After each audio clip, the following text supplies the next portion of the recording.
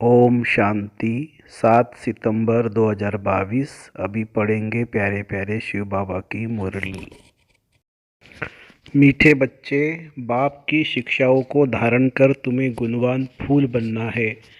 तुम्हें ज्ञान की रोशनी मिली है, इसलिए सदा हर्षित रहना है।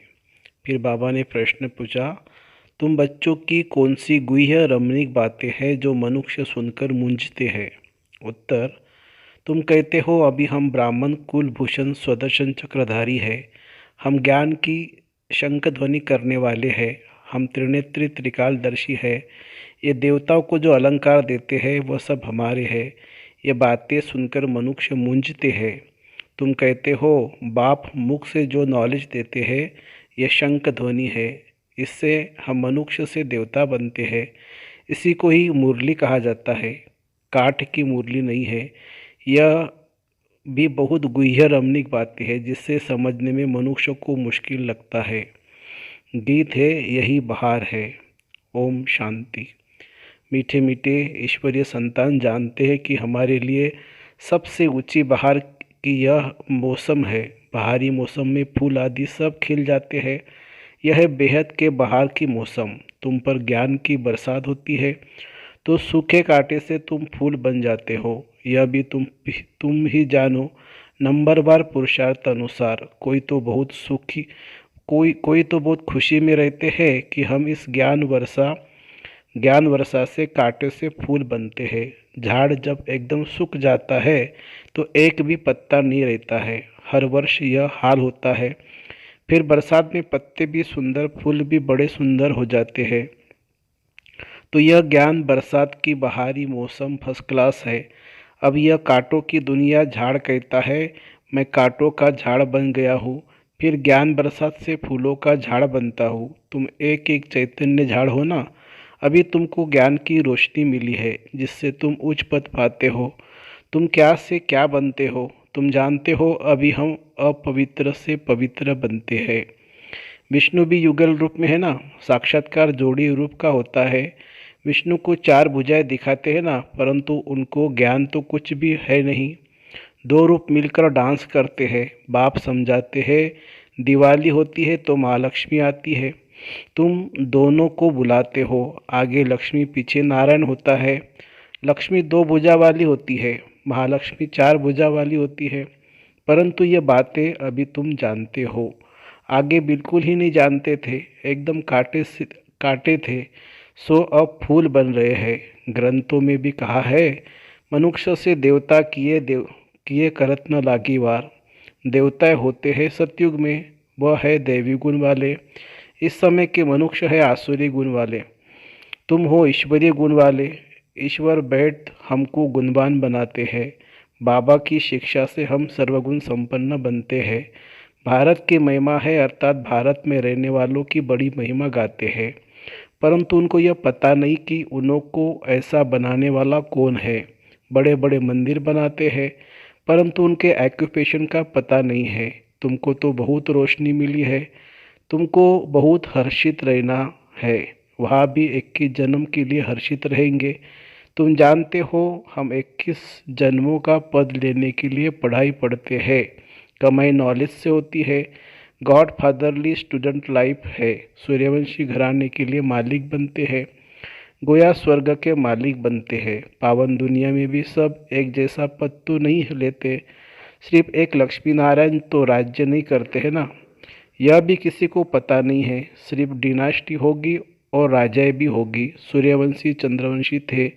शिव बाबा ने नई दुनिया स्थापन की है।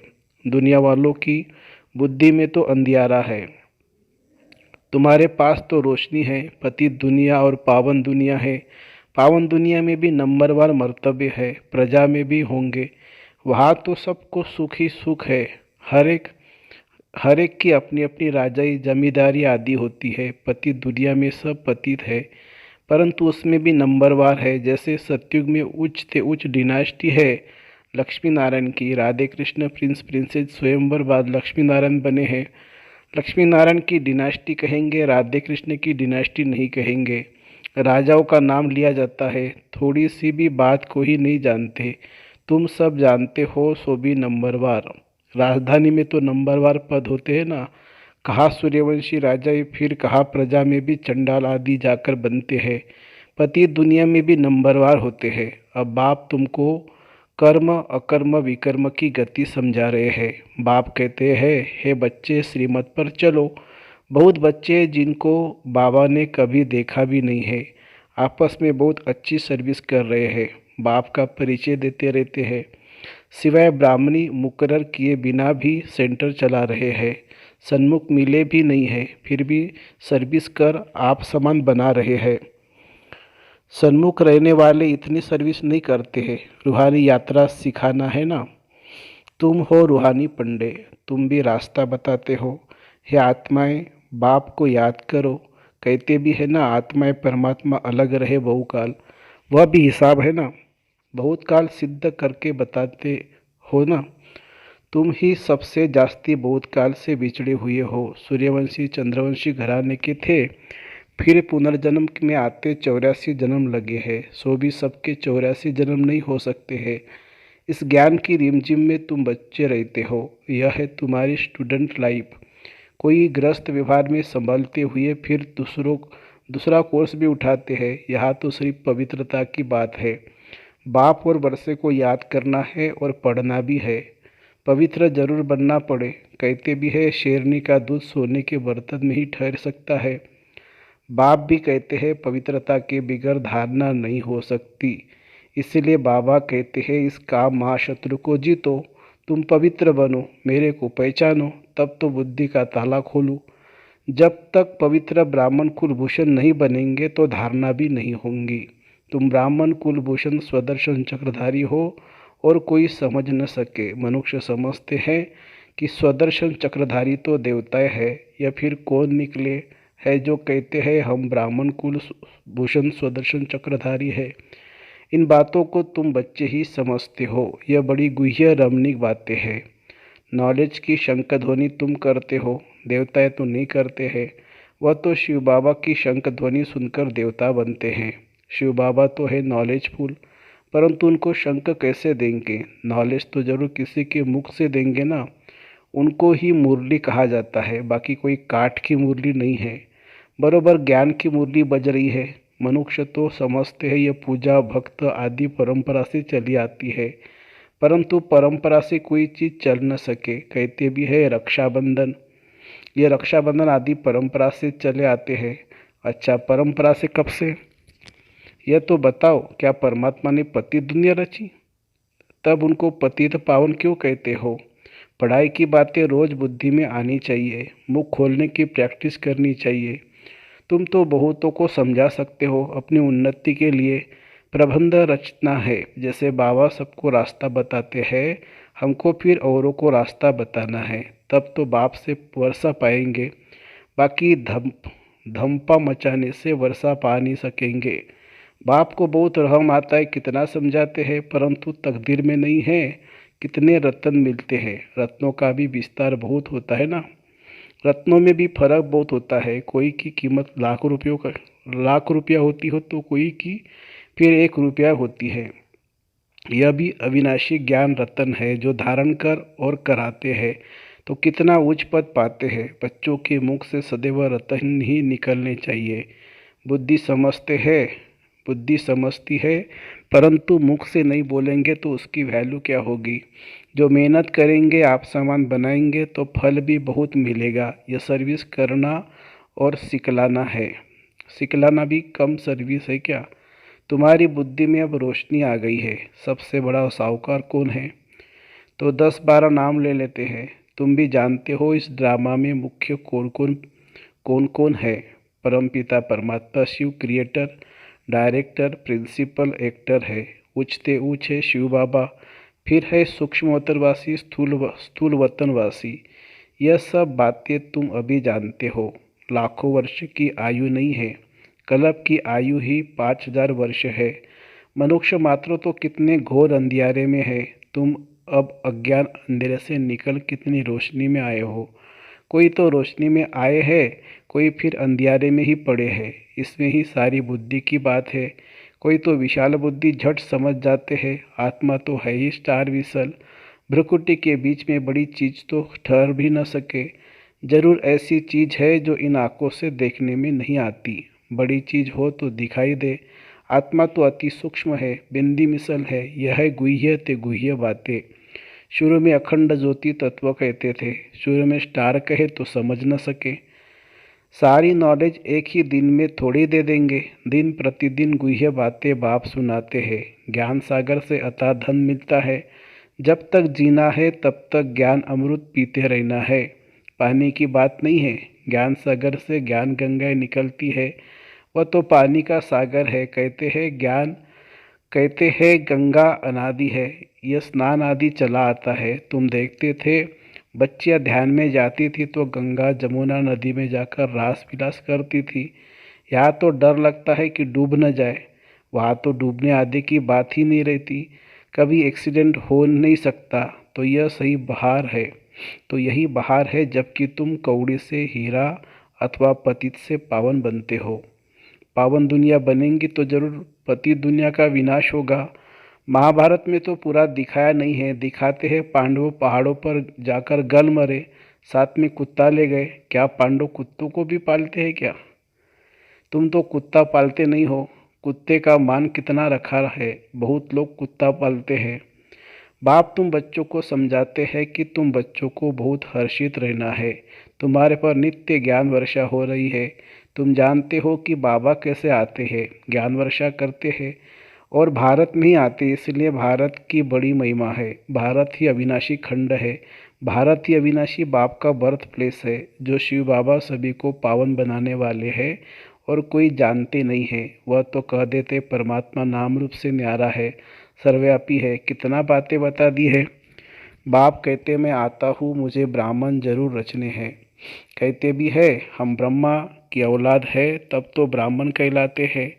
परंतु ये बातें भूल गए हैं। शिव बाबा ने क्या आकर किया, कैसे ब्रह्मा मुख वंशावली बनाए, तुम अब जानते हो। शिव बाबा आए हैं, वह है रचयिता। तो जरूर नई दुनिया ही रची होंगी। किसी को भी पता नहीं है। न जानने के कारण गालियाँ देते रहते हैं। इसलिए बाप कहते हैं यदा यदा ही धर्मस्व। ये किसने कहा? श्री कृष्ण ने तो नहीं कहा। श्री कृष्ण की आत्मा को भी अब मालूम पड़ा है कि हम 84 जन्म लेते हैं। तुम जो पहले पासपोर्ट ट्रांसफ़र होते हो वही पहले जन्म लेते हो। तुम्हारी बुद्धि में कितनी रोशनी है। ऑपरेशन करते हैं तो एक आँख निकाल दूसरी आँख डाल देते हैं, जिससे रोशनी आ जाती है। कोई का डिफेक्ट रह भी जाता है। तुम आत्माओं के ज्ञान चक्षु खत्म हो गए हैं। वह देने के लिए बाबा आया है। तुम्हारे ज्ञान चक्षु खुल रहे हैं। तीसरा नेत्र ज्ञान का है, जो अब तीसरा नेत्र फिर देवताओं को दे दिया है। अलंकार चक्र आदि भी विष्णु को दे दिया है। वास्तव में तीसरा नेत्र तुम ब्राह्मणों का है। तुम ही हो सर्वोत्तम ब्राह्मण कुल भूषण। दैवी कुल और आसुरी कुल है। वर्ण कहो कुल कहो, बात एक ही है। ज्ञान एक ही है। कितनी अच्छी बातें हैं जो कोई भी शास्त्रों में नहीं है। तुम अब त्रिकालदर्शी त्रिनेत्री स्वदर्शन चक्रधारी बने हो। कमल पुष्प समान पवित्र रहने का पुरुषार्थ करने वाले हो। तुम जानते हो किसी की आँख अच्छी खुली है, किसकी खुलती जाती है। आखिर इन % खुल ही जाएगी। मुख से ज्ञान रतन निकलते रहेंगे, तब तो रूप बसंत कहलाएंगे। अब तुम मेहनत करो। पुरुषार्थ करना चाहिए जितना हो सके। ज्ञान में बड़ा हर्षित मुख, गंभीर विशाल बुद्धि बन सुख महसूस करते रहना है। स्वर्ग का वर्षा मिल रहा है और क्या चाहिए। कितनी खुशी मनानी चाहिए। अच्छा अच्छा, मीठे मीठे सिखी लदे बच्चों प्रति माता पिता बाप दादा का याद प्यार और गुड मॉर्निंग। रूहानी बाप की रूहानी बच्चों को नमस्ते। हम रूहानी बच्चों की रूहानी माता पिता बाप दादा को याद प्यार, गुड मॉर्निंग और नमस्ते बाबा नमस्ते। धारणा के लिए मुख्य सार। सदा ज्ञान की रिमझिम में रहना है। रूहानी पंडा बन सबको रास्ता बताना है। मुख से ज्ञान रतन ही निकालने हैं। दूसरी पॉइंट है ज्ञान मनन कर सदा हर्षित रह। हर्षित मुख गंभीर और विशाल बुद्धि बन सुख का अनुभव करना और कराना है। वरदान। धन कमाते अथवा संबंधों को निभाते हुए दुखों से मुक्त रहने वाले नष्ट मोहास ट्रस्टी भवो। लौकिक संबंधों के बीच में रहते संबंध निभाना अलग चीज़ है और उनके तरफ आकर्षित होना अलग चीज़ है। ट्रस्टी होकर धन कमाना अलग चीज़ है। लगाव से कमाना, मोह से कमाना अलग चीज़ है। नष्ट मोह व ट्रस्टी की निशानी है। दुख और अशांति का नाम निशान न हो। कभी कमाने में धन नीचे ऊपर हो जाए व संबंध निभाने में बीमार हो जाए तो भी दुख की लहर न आए। सदा बेफिक्र बादशाह। स्लोगन है, रहमदिल उसे कहा जाता है जो निर्बल को हिम्मत और बल देता रहे। रहमदिल उसे कहा जाता है जो निर्बल को हिम्मत और बल देता रहे। अच्छा, ओम शांति शांति शांति। शुक्रिया बाबा, शुक्रिया। Thank you Baba, thank you.